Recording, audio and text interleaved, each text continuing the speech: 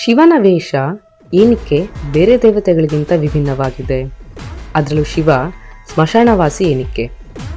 ಈ ಥರ ಇದ್ರೂ ಶಿವನ ನಾಮವೇ ಏನಕ್ಕೆ ಮಂಗಳಕರ?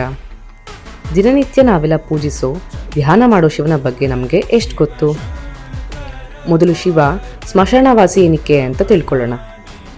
ಬ್ರಹ್ಮದೇವರು ಶಿವನಿಗೆ ಸೃಷ್ಟಿ ಮಾಡೋಕ್ಕೆ ಹೇಳ್ತಾರೆ. ಆದರೆ ಶಿವ ಯಾವ ರೀತಿಯ ಸೃಷ್ಟಿ ಮಾಡಬೇಕು ಅಂತ ಗೊತ್ತಾಗ್ದಿರಾ ರಾಕ್ಷಸಗಣ, ಭೂತಗಣ, ಪ್ರೇತ, ಪಿಶಾಚಿಗಳನ್ನ ಸೃಷ್ಟಿಗೆ ತರ್ತಾರೆ. ಆದರೆ ಇವುಗಳು ವಾಸ ಮಾಡೋ ಸ್ಥಳ ಸ್ಮಶಾನ. ಲೋಕದಲ್ಲಿ ಪೀಡೆಗಳನ್ನ ಕೊಡೋಕ್ಕೆ ಶುರು ಮಾಡ್ತಾರೆ.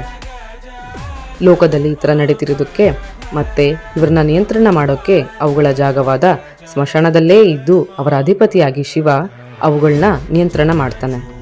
ಹೀಗಾಗಿ ಶಿವ ಸ್ಮಶಾನವಾಸಿಯಾದ.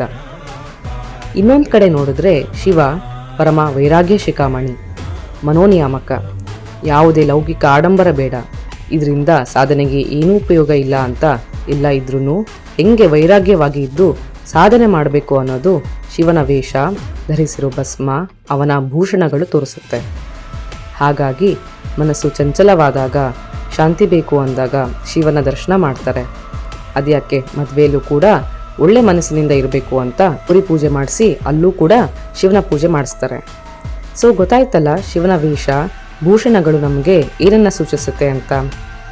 ಹೀಗೆ ಇನ್ನಷ್ಟು ವಿಚಾರಕ್ಕೆ ಫಾಲೋ ಮಾಡಿ. ಗುರು ಏನ್ ಸಮಾಚಾರ? ಕೊರಳಲಿ ಭಸ್ಮ ರುದ್ರಾಕ್ಷವ ಧರಿಸಿದ ಪರಮ ವೈಷ್ಣವನು ನೀನೆ. ಗರುಡ ಗಮನ ನಮ್ಮ ಪುರಂದರ ವಿಠಲನ ಪ್ರಾಣ ಪ್ರಿಯನು ನೀ.